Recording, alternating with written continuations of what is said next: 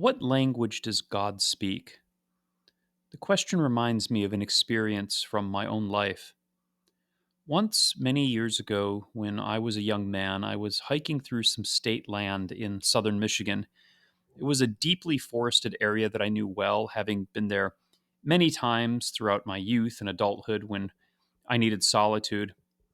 On this particular day, I was walking a section of the trail made up of crushed stone, thousands of fragments of broken rock, most of it chalky and dusty. I was midway down this section of trail when a certain stone caught my eye. Most of the stones were jagged, but this one was almost perfectly rounded, so precise that I thought for a moment it might be some kind of fossilized egg or something. I picked it up and admired it, and I saw that only one side of it was rounded. The other half of the stone had been broken off. So I turned it over in my hand while I walked, because yes, I'm that kind of guy who keeps cool looking rocks. But when scarcely a few moments later, I was maybe about 10 feet down the path, I saw another rock of similar color and texture, and I thought, wouldn't it be crazy if this piece was the other half of the stone? I picked it up, and to my amazement, it was indeed the other section of stone. It fit together perfectly, so perfectly that one could barely see the crack when I pressed the pieces together. I laughed out loud at my good fortune of finding the matching piece amongst so many thousands of stone fragments. Nevertheless, I noticed there was still one more section of the stone missing. It was a very small piece, just a flake, really. And again, I thought, wouldn't it be crazy if I was somehow able to find the final fragment in the midst of all these thousands of stones? Now, that, of course, would be nigh on impossible, as the third fragment was so small, it was extremely unlikely that I would even be able to see it, even if it was there. And so I walked on with the two stone pieces. Now, I don't think I walked maybe 15, 20 feet before my eye just randomly fell upon a tiny fragment of stone. And though I had no confidence that this fragment would be the third piece, I picked it up anyway and I tried to fit it in with the other two. Imagine my shock when this third piece fit together perfectly. This tiny flake, scarcely bigger than an arrowhead, that my eye had randomly fallen upon out of thousands and thousands of stone fragments. With all three pieces now found, I put them together and admired the now fully circular stone. I still have this stone today. You can see it right here. From this side, you can't even tell it's made up of three pieces. They fit together so perfectly. When I flip it around, you can see the cracks a little better. I've never ceased to marvel at the statistical improbability of my finding these three fragments hidden amongst thousands of stones on a path, and each fragment separated from the other by such a distance. I'm sure most of you listening have had similar experiences in your lives, little coincidences of mind bending improbability whose statistical unlikeliness is so great as to hold us in awe. Such events compel us to consider the question of meaningfulness in the world. They shock us out of our workaday mindset, like Doctor Strange getting knocked out of his body, forcing our minds to confront the mystery of existence. Often they leave us asking, what does this mean?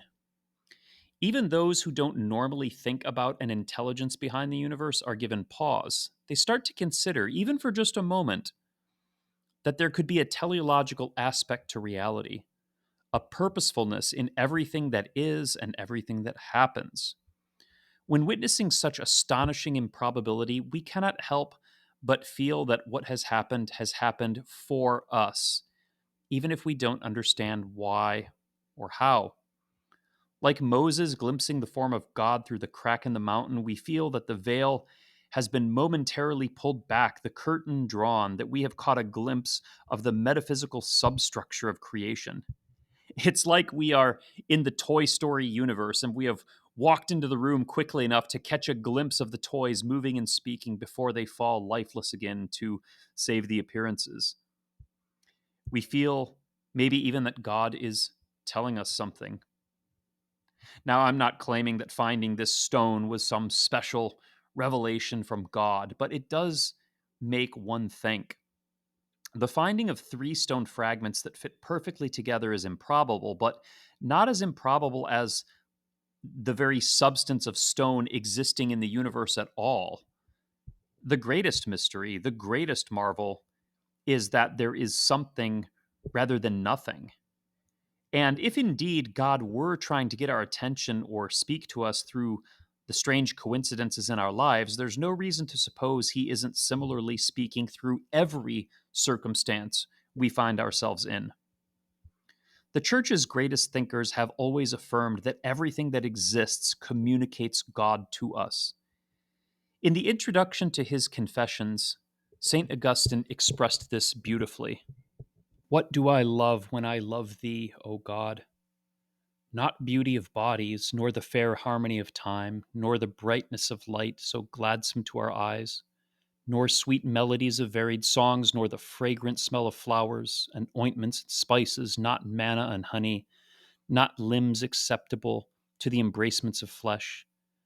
None of these I love when I love my God. Then what is it that I love? I asked the earth, and it answered me, I am not he, and whatsoever are in it confess the same. I asked the sea and the deeps and the living creeping things, and they answered, We are not thy God, seek above us. I asked the moving air, and the whole air with its inhabitants answered, I am not God. I asked the heavens, sun, moon, and stars, nor are we the God whom thou seekest, they said. And I replied unto all the things which encompass the door of my flesh, Ye have told me of my God that you are not he. Tell me something of him. And they all cried out with a loud voice, He made us. Finding the stone did not communicate any specific message to me beyond a kind of reaffirmation of God's providence, as if He were nudging me with His elbow and saying, I'm still here and I'm in control, with a sly smile and a twinkle in His eye. I know not whether that was the intended message or even if there was an intended message, but it's been something that has stayed with me for over 20 years and that I regularly reconsider afresh every time I look upon the stone on my mantle. Would this event convince a skeptic of the existence of God? Certainly not. I'm sure there's many of you listening right now who are already thinking that there's no reason that such a coincidence could not happen within the natural parameters of known variables. And you're probably right. I'm not saying that what I experienced requires God as an explanation. Coincidences do happen. Someone does win the lotto every week, right? I'm saying rather that the way it happened and the sheer improbability of it shocked me out of existential complacency. It made the hair on my neck stand up and thrust me face to face with questions of providence unfolding in even the smallest actions. As in the gospel, our Lord says, Are not two sparrows sold for a penny, and yet not one of them falls to the ground without your Father's will? And it felt like this occurrence happened for me. We might remember the following verse says, You are of more value than many sparrows. But I do not expect everyone to be as moved by this as I was. Indeed, throughout my life, when I retell this story, even when I show people The Rock, I'd say 50% of them roll their eyes, looking at me like I'm some credulous Filipino woman claiming to see the Blessed Virgin's face in a waffle. I love you, Filipinas. Please don't kill me in the comments. But even the other 50% are only mildly impressed, and I have no reason to expect people's reactions should be otherwise. If this was an event for me, then I am the only one who can discern the hand of God in it. It's like a communication made in code that I uniquely have the skill set to unlock, and the same is true for every one of you. How many of you have had circumstances befall that meant something profound to you and you alone? Whether because of the symbolism, the timing, the congruence with something you happen to be thinking about or grappling with, or a thousand other factors unique to yourself, it is something that is not only improbable, but doubly improbable because of its relevance directly to you and your way of perceiving reality. Our Lord says that we should have eyes to see and ears to hear. Now, there's many layers of meaning to this passage. I actually have another video on this channel called Eyes to See that I recommend you watch if you want a more optimistic take on the current state of things in the church and world. But in the context of this discussion, eyes to see and ears to hear can be taken as a kind of receptivity towards what God is trying to tell us, an attentiveness to how God speaks through circumstance and context in ways particular to us, in a manner designed to get our attention, your attention in particular. Jesus compares the spiritually alert person to one who pays attention to the sky, reading its color to discern the weather. The Lord wants us to be attentive to everything and everyone we encounter, for nothing unfolds apart from His providence. And His providence is broad enough to give us particular direction through these circumstances, which the wise person discerns through the spiritual gifts of understanding. Now, too often, the concept of listening for God's voice is taken in an almost charismatic sense.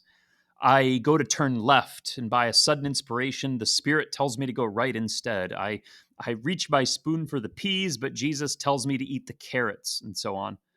Now, maybe there's people out there who God speaks to in such ways, but for most of us, to expect God to direct them in such a manner is a recipe for total spiritual confusion. Though many people use the word providence, I'm not convinced everyone understands what it means.